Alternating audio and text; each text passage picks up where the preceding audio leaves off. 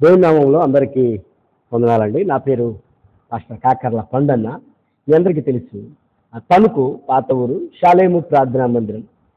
ఈరోజు మనము ఒక మంచి అంశాన్ని ధ్యానం చేద్దాం. అదేంటంటే ఒక్కొక్క రోజు ఈ కీర్తనల గ్రంథం నుంచి ఒక్కొక్క రోజు ఒక్కొక్క అధ్యాయాన్ని గురించి దాని నుంచి మనం ఏం నేర్చుకోవాలి అనే అంశంగా మనము ఈరోజు ఈ కార్యక్రమాన్ని ప్రారంభిస్తూ ఉన్నాం. ఈరోజు మొదటిగా మరి అందరికీ తెలుసు కీర్తనల గ్రంథము 1వ అధ్యాయం. ఆ అధ్యాయం అందరం కూడా ప్రతి క్రైస్తవుడు కూడా ఖచ్చితంగా ఏం చేస్తాడంటే బట్టి పట్టే ఉంటాడు. ఒకవేళ ఎవరైనా బట్టి పట్టలేదా అయితే ఇప్పుడైనా మీరు బట్టి పట్టవలసిందిగా మిమ్మల్ని నేను ప్రోత్సహిస్తా ఉన్నాను. మీ బిడ్డలకు కూడా ఈ యొక్క కీర్తనల గ్రంథము మొదటి అధ్యాయాన్ని గనక నేర్పించిన వారు ఎవరైనా ఉంటే ఈ క్షణమందే మీ బిడ్డలను దాన్ని కంఠస్థ పట్టేవారిగా మిమ్మల్ని ప్రోత్సహించమని కోరుతా ఉన్నాను. హల్లెలూయా. మన హృదయం నుండా దేవుని వాక్యము ఉంటే అది మీకు ఆశీర్వాదకరము. నీ వాక్యమును జాగ్రత్తగా చూచుకొనితే చేతనే కదా అని అంటా ఉన్నాడు. ఆ వాక్యాన్ని మనం జాగ్రత్తగా నేర్చుకుంటే ఏమండి వాళ్ళ హృదయం నిండి దాన్ని బట్టి నీ పెదవి మాట్లాడుతూ ఉందంట. అందుకనే మన హృదయంలో వాక్యాన్ని ఉంచుకుందాం, మన ప్రవర్తనను వాక్యముతో నడుచుకుందాం. ఈరోజు మరి దుష్టుల ఆలోచన చొప్పున నడువుక అనే అంశం మీద మనం ధ్యానం చేద్దాం. కీర్తనల గ్రంథము 1వ అధ్యాయము 1వ వచనం ఈ విధంగా ఉంది. అదేంటంటే ఒక్క నిమిషం. కీర్తనల గ్రంథము 1వ అధ్యాయము 1వ వచనం, దుష్టుల ఆలోచన చొప్పున నడవక, పాపుల మార్గమున నిలువక, అపహాస్యులు కూర్చుండు చోట కూర్చుండక, యెహోవా ధర్మశాస్త్రమునందు ఆనందించుచు దీవారాత్రములు దానిని ధ్యానించువాడు ధన్యుడు.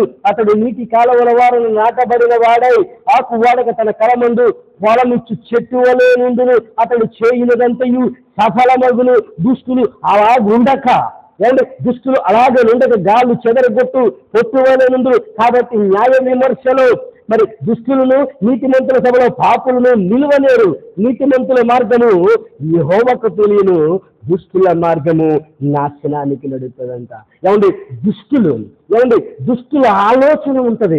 ఎవరిని చెడిపోదామా, ఎవరిని పాడు చేసేద్దామా, ఎవరిని నవ్వులు పాలు చేద్దామా, ఎవరిని మరి గేలి చేద్దామా అని ఉంటది. అలాంటి ప్రవర్తన ఉంటే వారు ఖచ్చితంగా దేవుడు చెప్తా ఉన్నాడు, దుష్టులు దేవుని రాజ్యాన్ని స్వతంత్రించుకోరని చెప్తా ఉన్నాడు. హల్లెలూయా. దుష్టులు నరకానికి పాత్రులంటా ఉన్నాడు. అందుకనే ఈ దుష్ట హృదయాన్ని, ఈ దుష్ట ఆలోచనలను, ఈ దుష్ట మనసును మనం ఏం చేయాలంటే విడిచిపెట్టాలండి. మొదటి నుండి అపవాది ఎలాంటి వాడంట, వాడు దుష్టుడు. అందుకనే వాడితో మనము సహవాసం చేయకుండా దేవునితోటి మనం సహవాసము చేసి మంచి హృదయాన్ని సంపాదించుకుని దుష్ట హృదయాన్ని మనలో నుండి తీసివేయాలంట. హల్లెలూయా. ఏమండి, కీర్తనల గ్రంథం 28వ అధ్యాయము 28వ అధ్యాయము 3వ వచనంలో ఉంటుంది. కీర్తనల గ్రంథం 28వ అధ్యాయము 3వ వచనంలో, భక్తిహీనులు పాపము చేయు వారిని నీవు లాగివేసినట్టు నన్ను లాగివేయము. వారి దుష్టాలోచన హృదయములో నుంచుకొని తన పొరుగు వారితో సమాధానముగా మాట్లాడతారంట. వారి హృదయములో ఆలోచన ఎలా ఉంటుందంటే పెద్దగానే ఉంటుంది, కానీ నవ్వుతూ మాట్లాడుతూ ఉంటారు. ఏమండి, చాలా మందికి బాగా తెలుసు వారి హృదయం అంతానేమో ఎప్పుడు దొరుకుతుందా అని చూస్తూ ఉంటారు, కానీ నవ్వు మాత్రం పైన పెకలిస్తూ ఉంటారు. పై మాటలు అలా కదండి. దుష్ట హృదయము మనలో ఉండకూడదు. బైబిల్ గ్రంథం సెలవిస్తూ ఉంది దుష్ట హృదయాన్ని మరి వదిలిపెట్టాలని చెప్తా ఉంది. ఇంకా చూద్దాం మనం కీర్తనల గ్రంథము 16వ అధ్యాయము 7వ వచనములు 16వ అధ్యాయం 7వ వచనములు, నాకు ఆలోచన కట్టలేను, యెహోవాను స్తుతించెదను. రాత్రి గడియలైనా అంతర్యాలను నాకు బోధించుచున్నది. సదాకాలము యెహోవా యందు నా గురి నిలుపుచున్నాను. ఆయన నా కుడి పార్శ్వమున ఉన్నాడు కనుక నేను కదల్చబడను. అందుకనే ఆయన వాక్యాన్ని చదివితే ఏమండి, ఆయన మీద నువ్వు గురుని నిలిచే నువ్వు కదల్చబడవు. నీ హృదయము మారిపోతా ఉంది, మాంసపు హృదయముగా మారుతా ఉంది. ఎలా మారుతా ఉంది?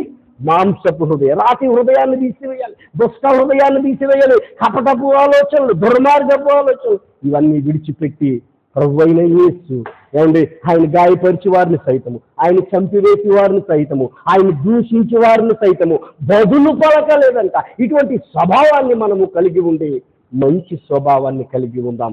ఈ దుష్టుని స్వభావాన్ని వదిలిపెట్టేద్దాం. ఇంకా చూద్దాం.